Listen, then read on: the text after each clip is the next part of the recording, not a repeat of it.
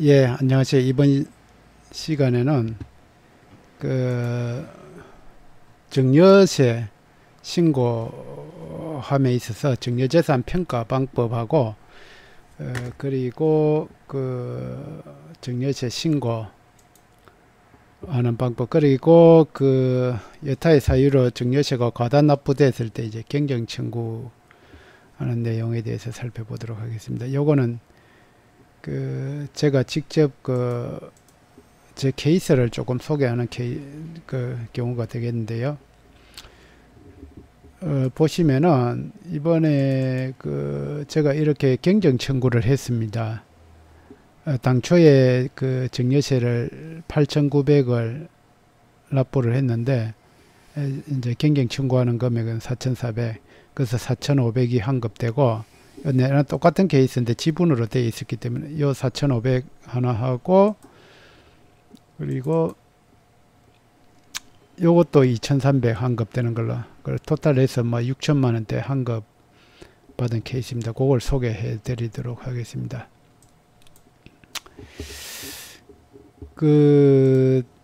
요 증여세, 이제 이 케이스는 이제 아파트를 증여한 케이스인데, 아파트, 그러니까 이제 증여를 하고, 어떤 재산을 증여를 하고, 증여세를 신고하려고 하면 증여한 재산을 평가를 해야 됩니다. 그래서,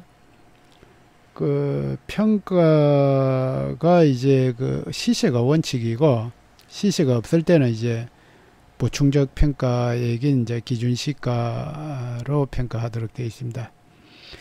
근데 이제 보통 일반적인 뭐 토지나 개별 단독주택 같은 거는 이제 시세가 형성되어 있지 않고, 뭐 시세가 있다 하더라도 각 개별 자산의 개별성이 강하기 때문에 옆집에 뭐 얼마 팔렸다고 해서 내 집도 얼마다 그런 식으로 매매 사례가액을 적용하기가 어렵습니다. 그러나 아파트는 상품이 이제 동질성이 강하기 때문에 같은 단지 안에 같은 평수 또는 뭐 그런 유사성이 있어 가지고 매매 사례가액을 적용하도록 되어 있습니다. 그걸 시세로 보도록 되어 있죠.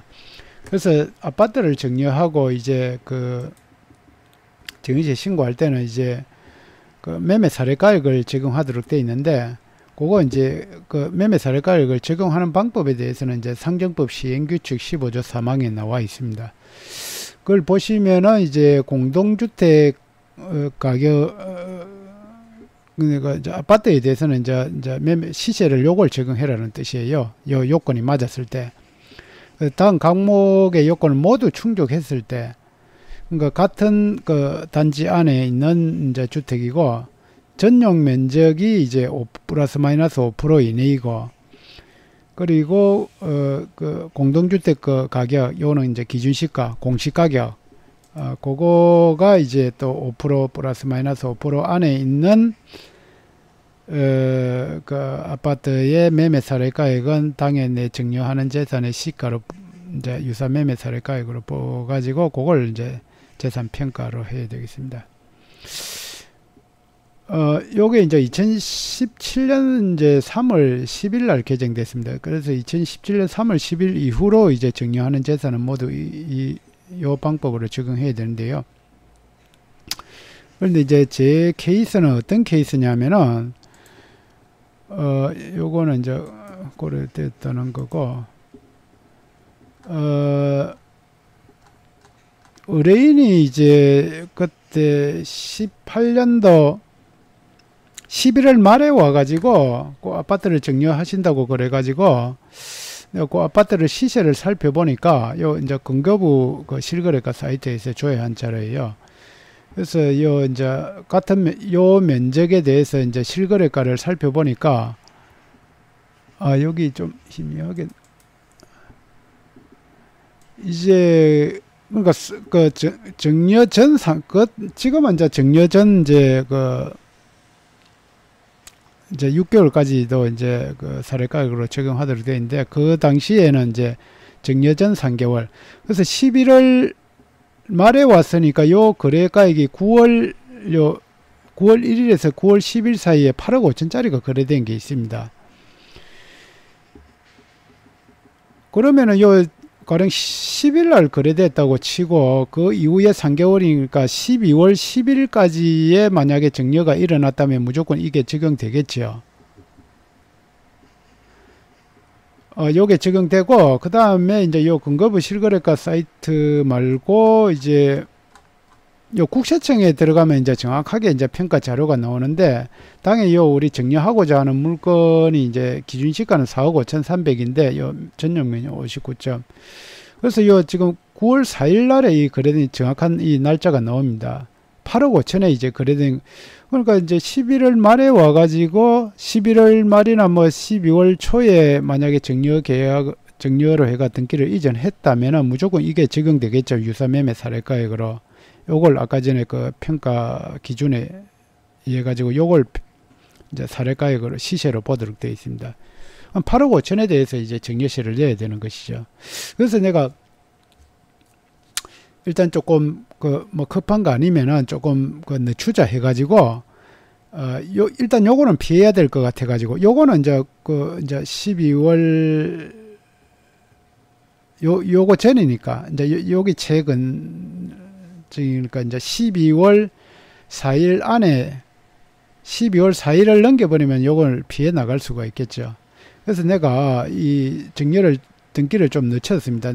늦춰가지고 12월 10일 날에 등기를 했죠.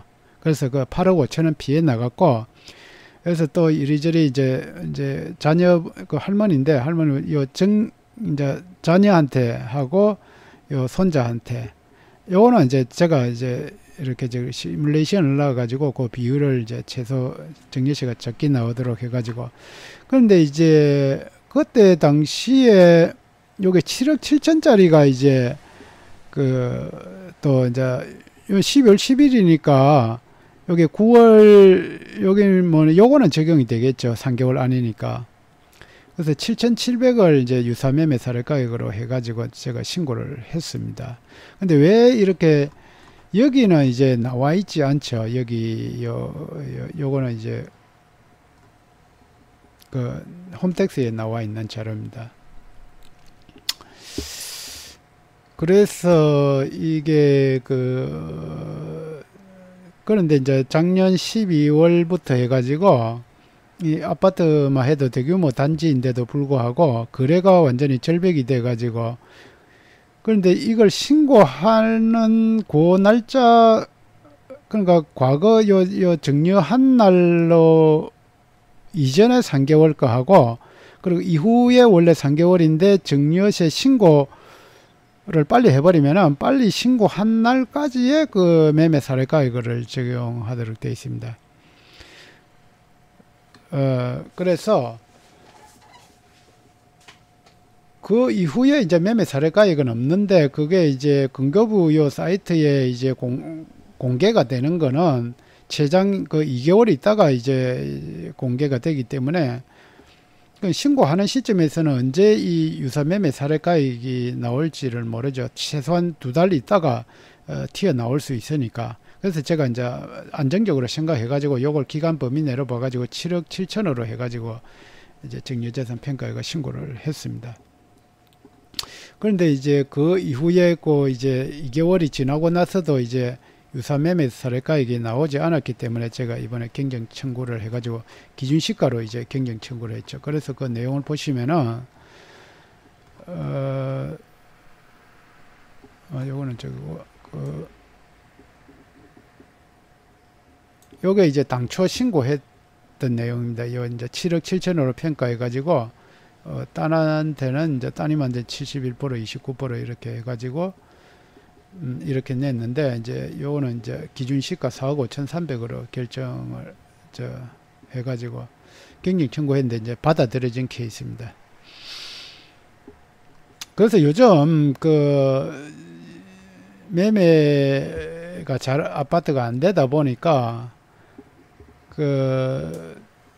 일단 유사매매 사례가액을 근교부 사이트에 그 매매 사례가액으로 일단 적용했다가 그 이후로 실제 아까 상정법 기준에 충족하는 그런 이제 매매 사례가액이 안 나왔을 때는 기준시가로회가 경쟁 청구를 할 수가 있습니다. 그거를 보시면은 요거는 아까 설명했던 내용이고, 이제 상정법 49조에 보시면은 이제는 이게 법이 바뀌었는데, 제 신고할 때만 해도 증여 재산의 경우에는 증여 전에 3개월, 증여 후에 3개월 동안에 이제 거래된 매매 사례가액을 적용하도록, 그리고 19년 2월 10일 이후부터는 증여 전 6개월, 굉장히 좀 조심스러운데 이게 6개월로 변경돼 가지고, 지금 이제 증여하는 거는 증여 전에 6개월도 검토해야 됩니다. 유사 매매 사례가액이 있는지. 그리고 그거는 이제 계약일 시점에 매매 사례가액, 그런 걸 검토해야 된다는 내용이고, 어쨌든 이 상정법 시행규칙이 17년 3월 10일부터 시행됐으니까 그 이후로 근거부 매매 사례가액을 적용했다가 그 이후에 국토교통부에 공개되는 이 매매 사례가액으로 신고했다가 홈택스 들어가서 살펴보시면은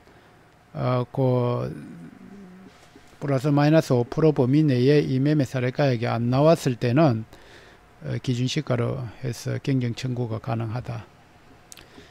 그런 내용을 설명드립니다. 그런데 이 환급받은 내용이 4,500하고 2,300하고 6,800이나 됩니다. 6,800, 거의 6,900 되는데 파워풀하죠.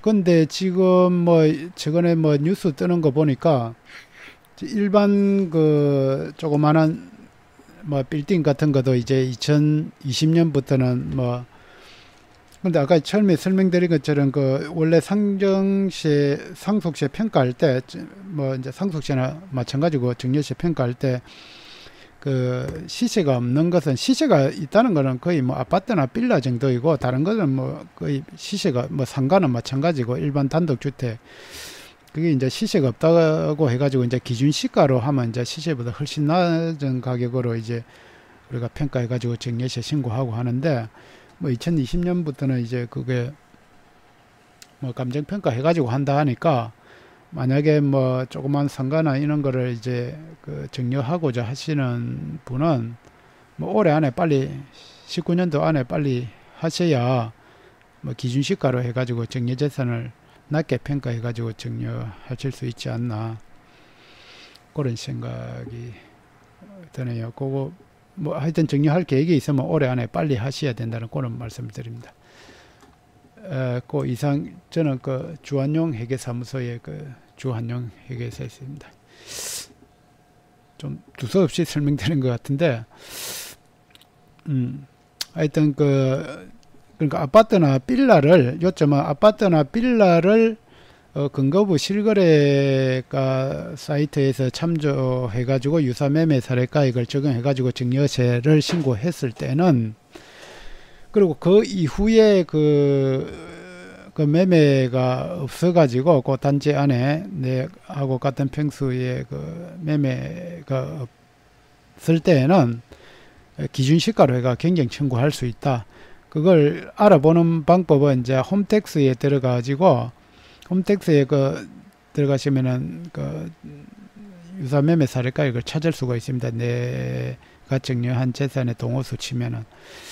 해가지고 사례가액이 안 나오면은 기준시가로 경쟁 청구를 하실 수 있다는 내용을 말씀드렸습니다. 이상 도움이 되셨다면 좋아요, 구독 버튼.